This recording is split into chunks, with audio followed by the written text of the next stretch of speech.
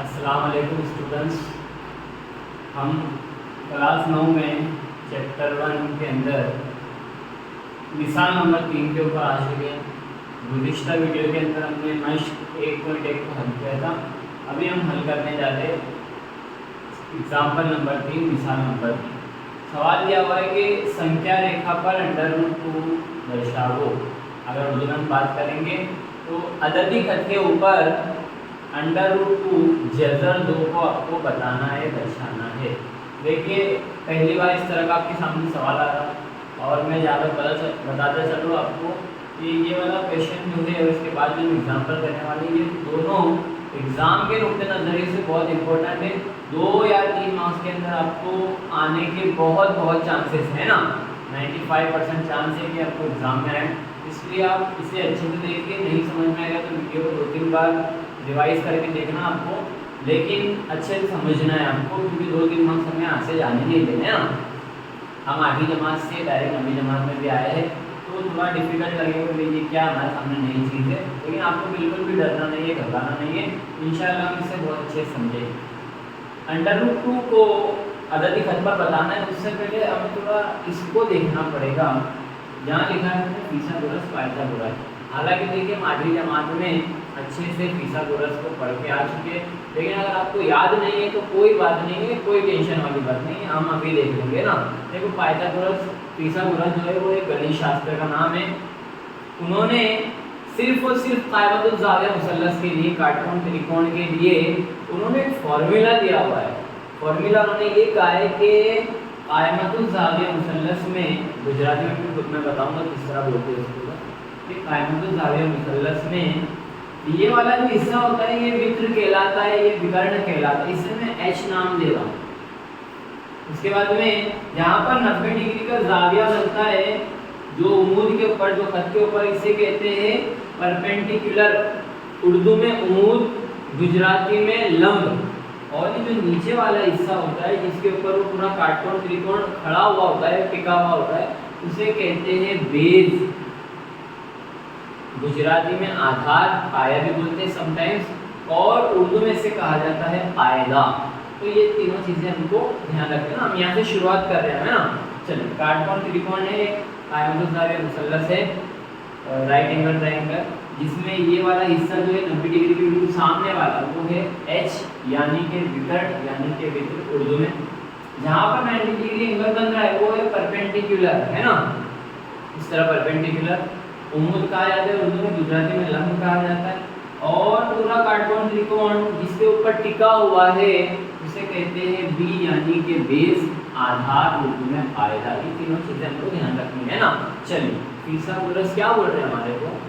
फिसागोरस हमको बोल रहे हैं कि इस कायमतुल ज़ाविया मुसल्लस में वितर का जो मुरब्बा होता है, इसका जो वर्ग होता है, इसका वितर का, H का, वो बाकी दोनों अज़ला जो है आपके, एक है P और एक है B, तो इनके मुरब्बे के मजमूए के बराबर होता है। फिर से समझिए क्या बोल रहे फिसागोरस के कायमतुल ज़ाविया मुसल्लस में इस वितर का मुरब्बा, ये जो दोनों बाकी के अज़ला बचे हैं, एक है P और एक है ये P, तो इनके मुरब्बे के यानी वर्ग के हासिले जमा के बराबर, मजमूए के बराबर होता है। गुजराती में अगर कहा जाए कि काटकोण त्रिकोण में विकर्ण वर्ग बाकी बे बचेल बाजुओना वर्गोना सरवाड़ा बराबर थाय छे।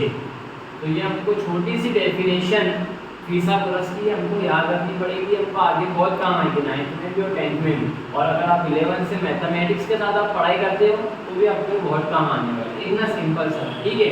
चलिए, ये बताने के लिए हमको इसकी ज़रूरत पड़ेगी, है ना। आप बस यूँ समझ लीजिए कि अददी खत के ऊपर हमको ये फिसागोरस को बनाना है ना। चलिए, सबसे पहला स्टेप, सबसे पहला जो आपको काम करना है वो क्या करना है कि इस फिसागोरस को यहाँ पर लिखना है। क्या लिखेंगे हम? कि H² = P² + B², है ना। आपको क्या बताना है कि जो हाइपोटेनियस का नाप है वो आपको बताना है कि वो √2 है। ये सवाल एक्चुअल में हमको यहाँ पर पूछा है, वो कैसे आएगा? चलिए, मैं अगर P को 1 ले रहा हूँ तो ये 1 का स्क्वायर हो जाएगा और b को भी 1 ले रहा हूँ तो ये भी 1 का स्क्वायर हो जाएगा, हाइपोटेन्यूस का स्क्वायर। 1 का मुरब्बा होता है 1, यहाँ पर भी 1 का मुरब्बा होता है 1, तो 1 और 1 कितना हो जाएगा 2, ये है h स्क्वायर, ये भी है h स्क्वायर। सिर्फ मुझे h की वैल्यू मालूम करनी है, सिर्फ विकर्ण की वैल्यू मालूम करनी है, तो h बराबर हो जाएगा 2 और ये जो वर्ग है, ये जो मुरब्बा है बराबर की तरह आके क्या हो जाता है जज़रुल मुरब्बा, अंडर रूट, तो ये अंडर रूट कहाँ पर आ जाएगा, यहाँ पर आ जाएगा। वही समझ रहे हो कितना आसान है। तो सबसे पहले आपको ये काम करना है ना। चलिए अब हम बताएंगे इस अंडर रूट को h बराबर कितना बताना है, हमको अंडर रूट को बताना है ना।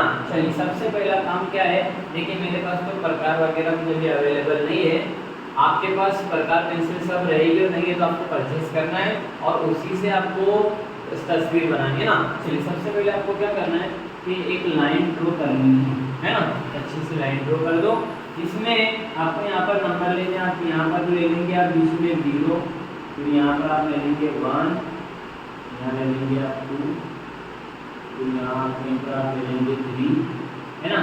और फॉर्मेलिटी के लिए माइनस वाले भी एक दो नंबर आपको ले लेने हैं, हालांकि इनका कोई काम नहीं, कोई यूज नहीं है ना। ठीक है, क्या किया आपने, एक लाइन नंबर लाइन बनाई, इसके ऊपर आपने, और ये डिस्टेंस थोड़ा आपको बड़ा बड़ा लेना है ना, थोड़ा गैप लेना चाहिए, लेकिन ध्यान ये रहना चाहिए कि 0 से लेके 1 के दरमियान का जितना नाप है तो 1 से 2 का भी उतना हो, 2 से 3 का भी उतना हो, हत्ता के जितने भी नंबर आप अददी घट के ऊपर बनाएंगे सबका डिस्टेंस सेम होना चाहिए। अगर किसी का ज़्यादा किसी का कम हो रहा है वहाँ पर आपका आंसर रॉन्ग हो जाएगा, इस चीज़ का आपको ध्यान रखना है ना। चलो आपने नंबर लाइन बना दी, इसके ऊपर सब अरेंज कर दिए नंबर। अब आपको सबसे पहले क्या काम करना है कि देखना है कि आपने बेस कितना लिया था, 1 सेंटीमीटर लिया था, ये हो जाएगा आपका 1, है ना, ये आपका बेस बन गया। चलिए उसके बाद आपने परपेंडिकुलर कितना लिया था p, तो उसको भी 1 लिया था। तो आपको क्या करना है कि प्रकार से इतना नाप लेना है, क्योंकि ये तो 1 है ना, यहाँ से लेके यहाँ तक नाप 1 लेना है और 0 को मरकज मानकर एक चाप यहाँ पर मारनी है, एक कॉस यहाँ पर खींचना है ना। क्या किया आपने, ये 1 नाप ले लिए, फिर ये 1 नाप है और आपका परपेंडिकुलर उम्मीद कितना है वो भी 1 है, तो आपको इतना नाप लेना है प्रकार से खोल के, है ना, और इसको 0 को केंद्र मानना है, मरकज मानकर एक चाप आपको यहाँ पर खींचनी है। इतना काम कर लिया आपने। चलिए अब यहाँ से इस तरह से आप एक उम्मीद बना लो यहाँ पर, जो कि ये उम्मीद बना लो, यहाँ पे 90 डिग्री एंगल बन जाएगा आपका, है ना। चलिए अब आपको क्या करना है कि ये भी 1 हो गया, ये भी 1 हो गया। अब आपको ये करना है कि इसको जोड़ देना है तुम्हारे 1 के साथ में, है ना। इसको किसके साथ में जोड़ देना है, 1 के साथ में।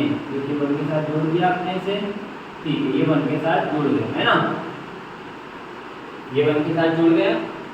क्या किए, 3 स्टेप किए, अभी हमने ज़्यादा कुछ भी नहीं किए। ये 1 लिए, इसको भी 1 लिए प्रकार की मदद से, या आप अगर स्केल की मदद से ले सकते हो तो स्केल की मदद से लो, ये भी 1 हो गया। अब ये वाले पॉइंट को हमने जोड़ दिया 1 के साथ में, इस तरह से ये वाले पॉइंट को जोड़ दिया इसके साथ, है ना। अब इम्पोर्टेंट काम आ रहा है हमारा, अब आपको प्रकार को थोड़ा खोलना है। एक सिरा यहाँ पर रखना है जो सुई की तरह होता है, इसको यहाँ रखना है, और अगला सिरा जिसमें हम पेंसिल लगाते हैं उसको यहाँ रखना है, पूरा इस तरह खोलकर। इतना नाप आपको लेना है और अब उसी प्रकार को उठाना है, सेम नाप छेड़ना नहीं है। आपका पॉइंट यहाँ रहेगा जहाँ से सुई वाला हिस्सा होता है, यानी केंद्र आपका मरकज यहाँ रहेगा और आपका चाप यहाँ पर समथिंग कहीं आएगा। क्या किया आपने, फिर से सुनिए कि आपको खोलना है प्रकार को, एक सीधा यहाँ रहेगा, एक सीधा यहाँ रहेगा, है ना, तो प्रकार थोड़ा बड़ा हो जाएगा आपका। आप केंद्र इसको मानो और चाप मारो यहाँ पर, तो यहाँ से लेके यहाँ तक का जो आपका हिस्सा है, जितना भाग है, तो वो अंडर रूट 2 कहलाएगा। और यहाँ पर आपको बता देना है कि ये है अंडर रूट 2। इतना आसान था। देखिए आप इस वीडियो को 2 से 3 मरतबा अगर रिवाइज करके देखेंगे तो मुझे उम्मीद है कि अंडर रूट 2 अददी घट पर किस तरह बताते हैं ये आपको समझ में आ जाएगा।